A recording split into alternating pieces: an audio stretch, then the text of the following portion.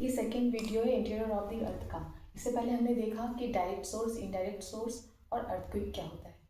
ये interior of the earth में जो हम स्टडी कर रहे हैं उसमें डायरेक्ट सोर्स क्या होता है, वो उसमें क्या था, उसमें था कि डायरेक्ट सोर्स जैसे होता है वॉल्केनो और माइनिंग के द्वारा। Indirect source gravitation, magnetic field, meteors और सिस्मिक वेव। तो ये था इनडायरेक्ट सोर्स। अर्थक्वेक क्या होता है बहुत अच्छे से हमने समझा। एस वेव, पी वेव, कितने तरीके का होता है अर्थक्वेक और क्या इम्पैक्ट होता है, ये सब हमने देखा। अब हम देखते हैं वॉल्केनो। पहले पढ़ेंगे स्ट्रक्चर ऑफ द अर्थ। अर्थ का स्ट्रक्चर कैसा है। तो अर्थ है ये, मान लेते हैं इसमें से हम ये पार्ट उठाते हैं, अगर ये पार्ट उठा लेते हैं तो ये सबको पता है क्रस्ट, ये मेंटल, ये आउटर कोर, ये अंदर में इनर कोर। जो अर्थ का रेडियस होता है वो होता है 6370 किलोमीटर। ठीक, तो याद रखना। अब देखो क्रस्ट में दो आता है, ओशनिक क्रस्ट और कॉन्टिनेंट क्रस्ट। ओशनिक क्रस्ट जो समुद्र के अंदर वाला सरफेस है वहाँ से जोड़ते हैं। कॉन्टिनेंट क्रस्ट जहाँ पर हम रहते हैं। तो ओशनिक क्रस्ट करेंट का जो थिकनेस होता है वो होता है 5 किलोमीटर तक है होता है, और ये होता है 30 किलोमीटर। पर जहाँ जहाँ हिमालयन रीजन में ये 70 किलोमीटर भी चला जाता है, हिमालयन रीजन में। ठीक, अब देखो जो डेंसिटी होता है ओशनिक क्रस्ट का, जो डेंसिटी होता है वो होता है 2.7 ग्राम सेंटीमीटर क्यूब। इसका डेंसिटी कम होता है। पूछिए अगर कि डेंसिटी जो है ओशनिक क्रस्ट का कम होता है comparison to continent. Continent crust का कितना होता है 3 ग्राम सेंटीमीटर क्यूब। तो ये था बस क्रस्ट के बारे में समझने वाली बातें।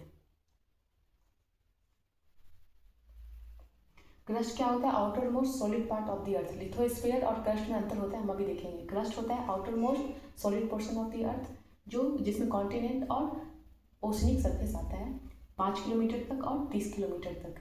वो जो लिथोस्फीयर होता है वो 200 किलोमीटर तक जाता है। उसमें मेंटल भी होता है उसमें इंक्लूड। ये हुआ क्रस्ट के बारे में। मेंटल के बारे में देखते हैं। मेंटल क्या होता है, जस्ट नीचे वाला होता है, क्रस्ट के नीचे वाला मेंटल। मेंटल में ही, मेंटल वाला पार्ट में भी लिथोस्फीयर आता है। अभी देखेंगे, अभी क्रस्ट, मेंटल और कोर का बात हो रहा है, तो एकदम ध्यान से समझो। मेंटल, एस्थेनोस्फीयर भी एक पार्ट होता है, इसमें होता है एस्थेनोस्फीयर। जो मेंटल का अपर पार्ट होता है जो सॉलिड फॉर्म में होता है, मेंटल का जो सॉलिड प्लास्टिक के फॉर्म में होता है, प्लास्टिक जैसा होता है, उसे बोलते हैं एस्थेनोस्फीयर।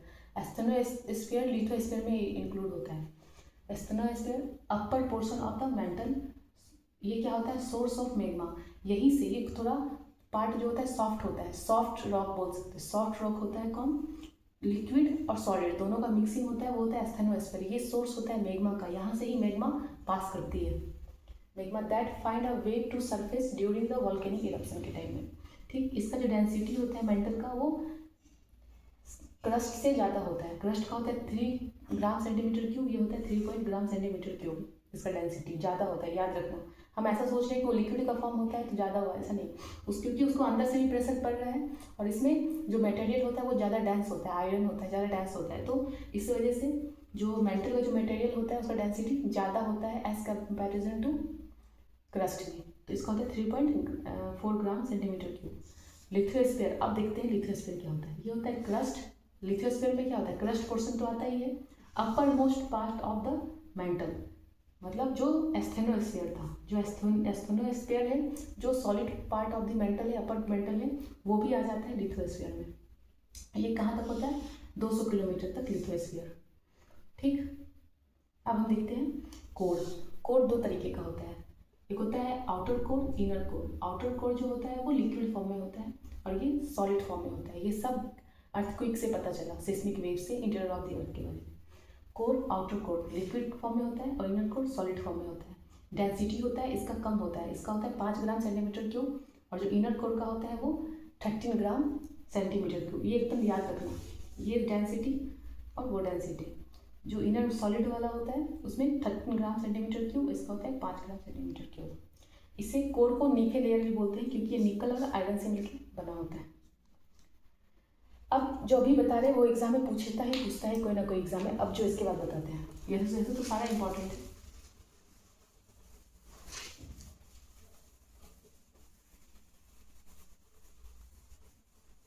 बाउंड्री का नाम बताते हैं, बाउंड्री का नाम क्या होता है।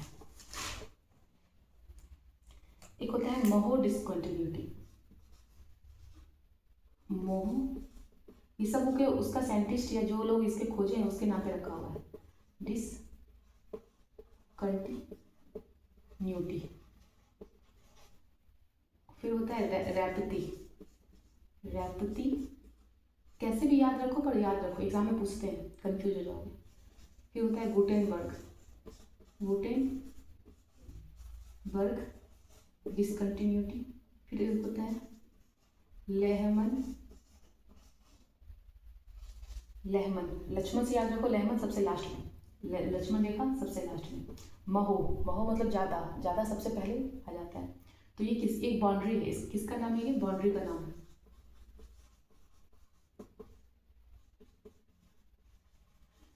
महो किसका बाउंड्री है, क्रस्ट और मेंटल का। सबसे पहले जो आता है क्रस्ट और मेंटल का बाउंड्री है। रैपिथी किसका हो जाता है, ये अपर मेंटल और लोअर मेंटल का, मेंटल का ही पार्ट है, अपर मेंटल और लोअर मेंटल के बीच का बाउंड्री। गुटेनबर्ग फिर लोअर मेंटल और आउटर कोर का बाउंड्री। और लेमन सबसे लास्ट वाला, इनर कोर और आउटर कोर और इनर कोर के बीच का बाउंड्री है। याद रखना, लेमन सबसे लास्ट वाला, लक्ष्मण रेखा सबसे लास्ट में आएगा, लेमन रेखा, आउटर कोर, इनर कोर। सबसे ऊपर वाला महो, मतलब बहुत ज़्यादा सबसे ऊपर। महो में कौन सा आता है, क्रस्ट और मेंटल के बीच का। जो रैपती आता है वो लोअर मेंटल और मेंटल। गुटेनबर्ग मेंटल और कोर। गुटेनबर्ग बहुत बार पूछते हैं, गुटेनबर्ग मतलब घुट के रह जाएगा, घुट के कहाँ रह जाएगा, लोअर मेंटल में और क्रस्ट में, कोर में। तो ये हो जाएगा, जिससे मेंटल और कोर दोनों आएगा, दोनों के बीच में घुट के रह जाएगा, तो वो गुटेनबर्ग। तो ये याद रखना। अब हम पढ़ते हैं वोल्केनो के बारे में।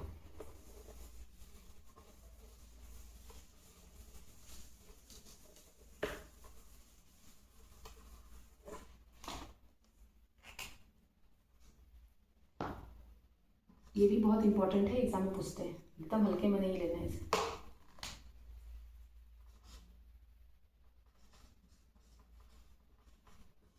वोल्केनो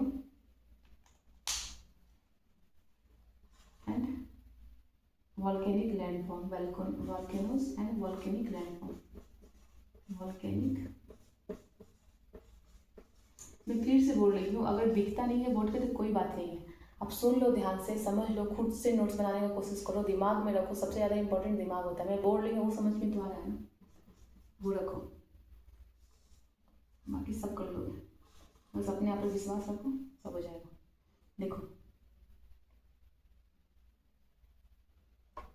वोल्केनो का मतलब क्या होता है,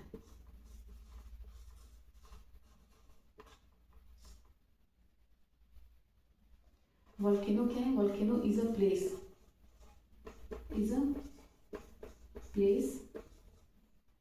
where gas, ash, molten magma,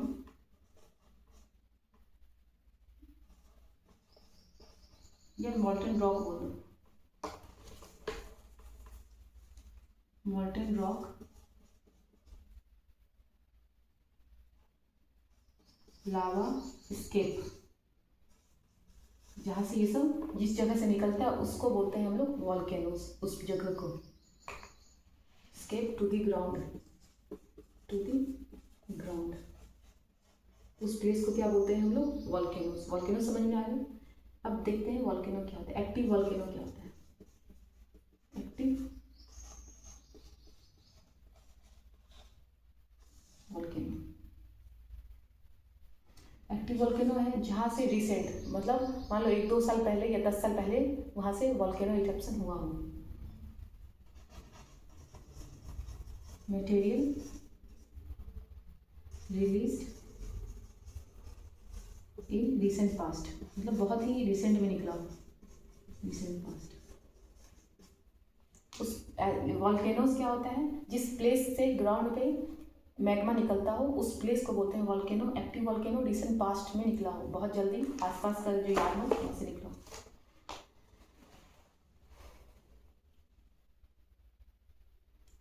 तो वॉल्केनो कैसे इरप्ट होता है एक बार देख लेते हैं। ये मान लो सरफेस है, इसे वेंट बोलते हैं। क्या बोलते हैं इसे? वेंट। जहाँ से निकलता है इसको बोलते हैं क्रेटर। ठीक, ये मान लो मैग्मा चैम्बर, मैग्मा चैम्बर। ठीक, इसमें से क्या निकलता क्या है, ये क्या निकलता है? पायरोक्लास्टिक डिब्रीज, मतलब छोटा छोटा पार्टिकल। वॉल्केनिक बॉम्ब, थोड़ा सा बड़ा भी निकलता है। फिर एस, डस्ट, और क्या निकलता है? गैस। गैस में कौन कौन सा? नाइट्रोजन कंपाउंड निकल जाएगा, अमोनिया, जितना भी नाइट्रोजन कंपाउंड होता है, नाइट्रोजन कंपाउंड, सल्फर कंपाउंड, जैसे sulphur dioxide, sulphur trioxide, nitrogen compound, sulphur compound, कुछ मात्रा में क्लोरीन भी निकलता है, हाइड्रोजन और आर्गन, ये सब इससे गैस निकलता है। तो ये हो गया इसके बारे में। ये यहाँ एस्थेनोस्फीयर होता है, ये मान लो एस्थेनो।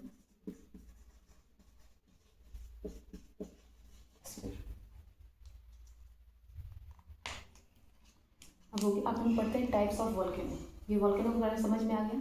इस प्लेस को जहाँ से निकला उसको वॉल्केनो, ग्राउंड तक पहुँचो उसे वॉल्केनो बोलते हैं। एक्टिव वॉल्केनो जो रिसेंट पास्ट में निकलता हो, क्या क्या निकलता है? Plasto debris, plastoclastic debris, volcanic bombs, ash, dust, nitrogen, sulphur, chlorine, hydrogen और आर्गन गैस। ठीक, अब हम देखते हैं टाइप्स ऑफ वॉल्केनो।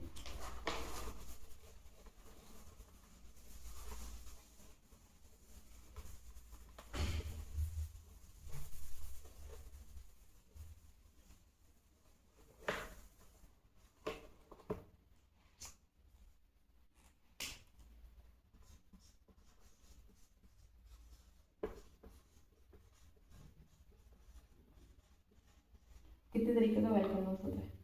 एक होता है silt,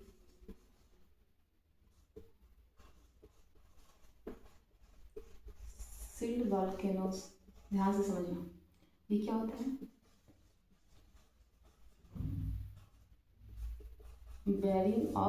varying the basalt. Basalt के बारे में सुने होंगे, रॉक होता है वो, सिल्ट वॉल्केनो से ही निकलता है। ये ज़्यादा एक्टिव नहीं होता है। लार्जेस्ट ऑफ ऑल वॉल्केनो, ये सबसे ज़्यादा, जितना भी वॉल्केनो दुनिया में सबसे ज़्यादा यही है, भी जानेंगे और इसके बारे में। वॉल्केनो एग्जाम्पल में हवाई, हवाई जो है इसका, ये बहुत ही लिक्विड फॉर्म में निकलता है, वेरी फ्लूइड, बहुत ही पतला होता है फ्लूइड, और बहुत लावा, इसीलिए वो ज़्यादा स्टीप नहीं होता है, वो जेंटल होता है। लावा सो नॉट स्टीप, वो स्टीप नहीं होगा, बहुत ही जेंटल होगा। Explosive if somehow water get into vent। ये जो प्लेस है वॉल्केनो में कभी निकला था, पर ये रिसेंटली तुरंत इससे इरप्ट नहीं होता है, पर जब इरप्शन तब होगा जब वेंट में, मान लो ये जगह है, इसका वेंट में पानी भर जाएगा, क्या हो जाएगा? वाटर आ जाएगा, तब प्रेशर होता है, प्रेशर से वो जब किसी चीज़ को दबाते हैं तो वो और ज़्यादा उजागर हो जाता है, तो वो फिर फेंक देगा। हो गया।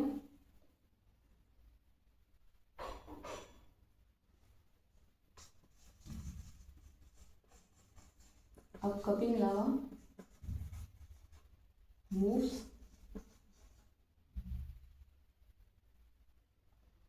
फॉर्म ऑफ फाउंटेन, फाउंटेन के रूप में। कभी पूछता है कौन सा फाउंटेन के रूप में निकलता है, तो वो होता है सील्ड वॉल्केनो, फाउंटेन के रूप में, झरना के टाइप से। फाउंटेन, फाउंटेन मतलब झरना टाइप से। डेवलप्ड सिंडर कोन, ये याद रखना, ये क्या करता है, डेवलप सिंडर कोन। मान लो ये है, यहाँ से इरप्ट हुआ, यहाँ एक ऐसे बन जाता है सिंडर कोन, इसे ही बोलते हैं सिंडर कोन। ये समझ में आ गया। अब हम पढ़ते हैं कंपोजिट वॉल्केनो। ये समझ में आ गया, ये फ्लूइड टाइप का होता है, सबसे ज़्यादा होता है हवाई जो होता है, जो स्पेसिफिक ओशन में है, वहाँ पे इसका एग्जांपल दे सकते हैं। ये बसाल्ट होता है और सिंडर कोन बनाता है। कौन सा, सील्ड वॉल्केनो। ये जल्दी नहीं इरप्ट होता है, जब इसमें पानी भर जाता है इसका वेंट में, तब होता है, ये फाउंटेन रूप में निकलता है।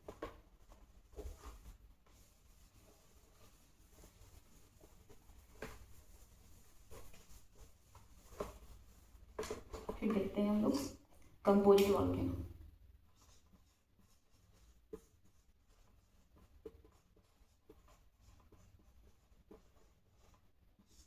कंपोजिट वॉल्केनो क्या होता है,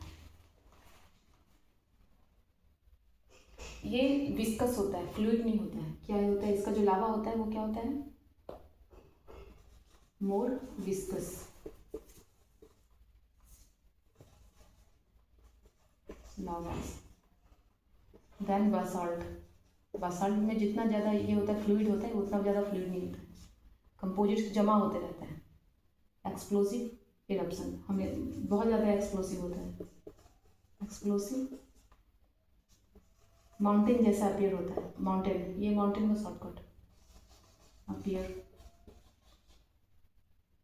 ऐसे बनता है, ऐसे तुम्हें दिख जाएगा। फिर नेक्स्ट है काल्डेरा। काल्डेरा क्या होता है, मोस्ट एक्सप्लोसिव, सबसे ज़्यादा एक्सप्लोसिव होता है। इतना एक्सप्लोसिव होता है कि अपना ही जगह को लेकर डूब जाता है। कोलैप्स ऑन देमसेल्फ, अपना ही जगह को, वो एक तालाब जैसा स्ट्रक्चर बनाता है, डिप्रेशन कर देता है, डिप्रेशन कोल्ड काल्डेरा, इसे ही बोलते हैं काल्डेरा।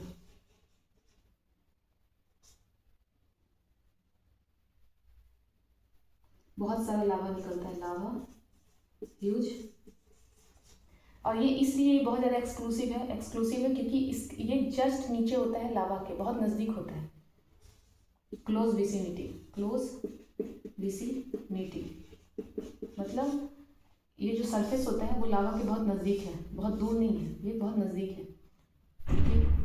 क्या होता है, अपना ही जगह को लेके इतना ज़्यादा एक्सप्लोसिव होता है, अपना ही जगह को लेके डूब जाता है। ये इस जो डिप्रेशन होता है इसको बोलते हैं काल्डेरा।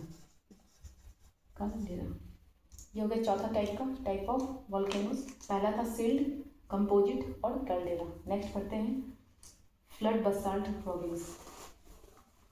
चौथा है, क्या है बोलो, फ्लड बसाल्ट प्रोविंस, जो डेक्कन ट्रैप हमारे यहाँ है। कभी कभी ये सिर्फ लिखा रहेगा, तुम अपने बुक में देखना फ्लड लिखा होता है, फ्लड वॉल्केनो फ्लड लिखा रहेगा तो भी वही होता है, तो इसका पूरा नाम है flood basalt province. Flood basalt province, ये क्या होता है, हाईली फ्लूइड लावा, बहुत ही ज़्यादा फ्लूइड होता है, हाईली फ्लूइड लावा, फ्लो लॉन्ग डिस्टेंस, बहुत दूर तक जाता है ये, मतलब इसका थिकनेस होता है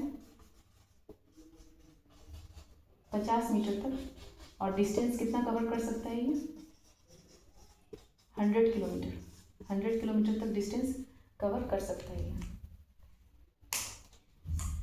हमारे यहाँ जो ये इसका जो फैला हुआ है जगह वो है डेक्कन ट्रैप में, डेक्कन ट्रैप इंडिया।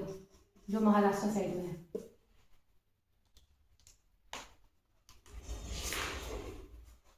तो ये था पहले हमने पढ़ा shield volcano, composite volcano, caldera, ये था फ्लड, बसाल्ट प्रोविंस। अब एक लास्ट है मिड ओशियनिक रीजेस। पांचवा है मिड ओशियन रीजेस वॉल्केनो।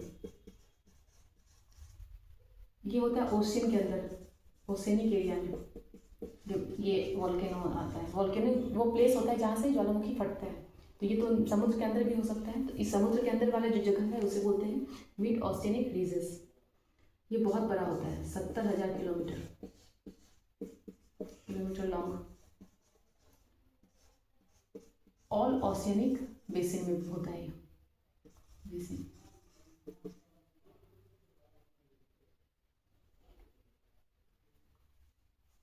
हो गया। अब देखिए वॉल्केनिक लैंडफॉर्म कितने तरीके का होता है। अब बहुत ही इंटरेस्टिंग एग्जाम में पूछता है, बहुत ध्यान से देखना। इसे एक क्वेश्चन एग्जाम में पूछते हैं।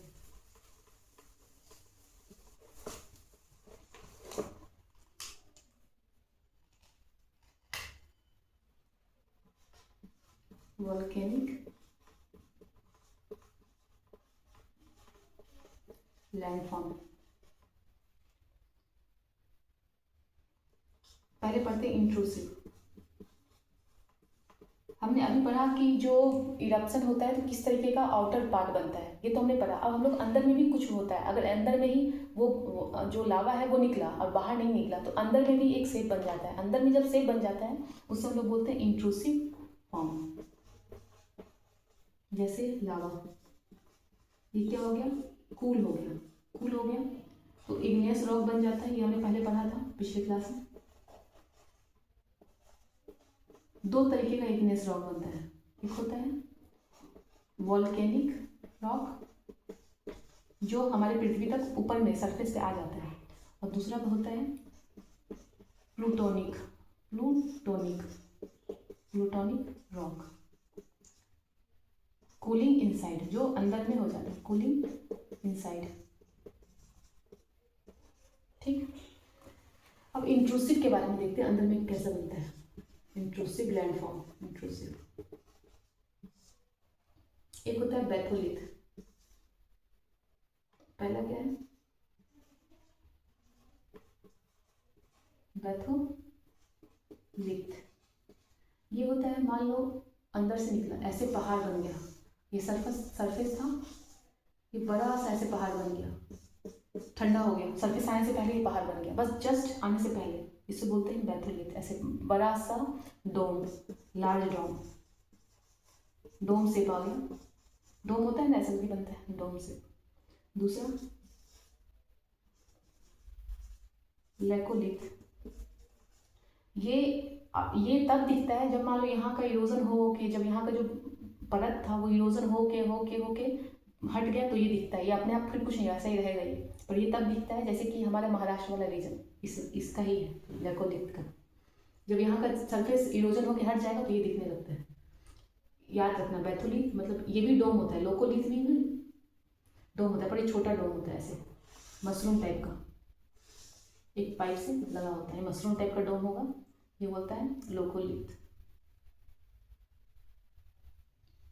कर्नाटका में ये दिखा है, यहाँ भी सरफेस के ऊपर जब सरफेस का लेयर हट जाएगा तो दिख जाएगा, जैसे कर्नाटका प्लेट्यू। तीसरा होता है लेपोलिथ। लेपोलिथ मतलब चम्मच जैसा होता है, चम्मच में भर लो, ले लो, मतलब लेपो मतलब ले लो, मतलब लेपोलिथ। लोको मतलब कुछ भी ऐसे याद रख लो। कर लो मतलब अब मशरूम बना लो, ऐसे जैसे मशरूम मुझे पसंद है तो बना लो, कर लो। लोको ले, लोपो मतलब लोपो इसमें चम्मच में, तो चम्मच जैसा हो जाता है ऐसे करके। इसमें भी एक लगा होता है, इसके अपोजिट होता है। और चौथा होता है फैकोलिथ। आई होप तुम लोग को दिख रहा हो या समझ में आ रहा होगा। होता है फैकोलिथ।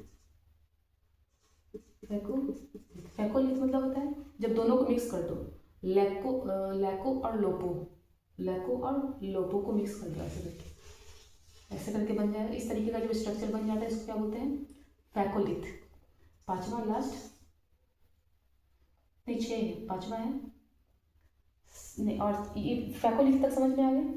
ऊपर करते हैं, बैथोलिथ डोम, उससे छोटा डोम, लोकोलिथ लेपो मतलब चम्मच जैसा, और दोनों को मिला दो फैकोलिथ। अब 3 स्ट्रक्चर और हैं।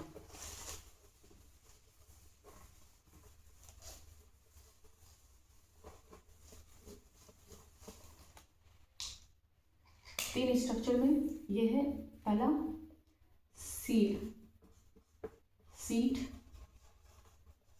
और ये डाइक। बहुत सिंपल है। मान लो ये इरप्ट हो रहा है, ऐसे करके इरप्शन हुआ, हॉरिजॉन्टल में भी इधर उधर चला गया।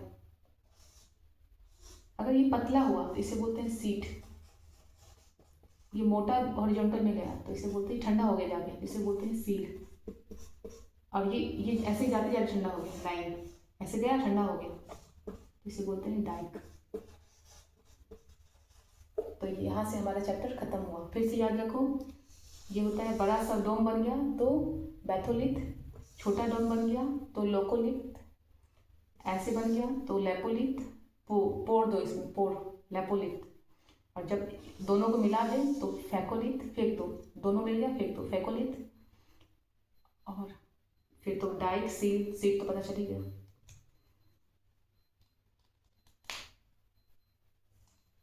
तो ये था कहानी। तो यहाँ तक आपको समझ में आया होगा। फिर भी कुछ डाउट है तो आप बताना। बहुत मेहनत लगता है वीडियो बनाने में, बोलना पड़ता है और फिर समझना पड़ता है। जहाँ जो मुझे 4-5 घंटा लगता है उसे मैं आधा घंटा 1 घंटा में आपको समझाने की कोशिश करती हूँ। तो इस वाले मेहनत को समझो और लाइक करो अगर पसंद आए, और फीडबैक दो। तो इससे होता है कि चलो मतलब गुरु दक्षिणा के रूप में आप लाइक कर सकते हो, फीडबैक कर सकते हो। अगर कुछ समझ में आ रहा हो तो, नहीं समझ में आया तो कोई बात नहीं, ज़बरदस्ती नहीं है। तो इस तरीके से अगर कुछ पूछना हो तो आप पूछ सकते हो। किसी भी टॉपिक में डाउट हो तो आप बताना, मैं उसे बहुत क्लियरली समझा करके वीडियो बना दूँगी। Thank you.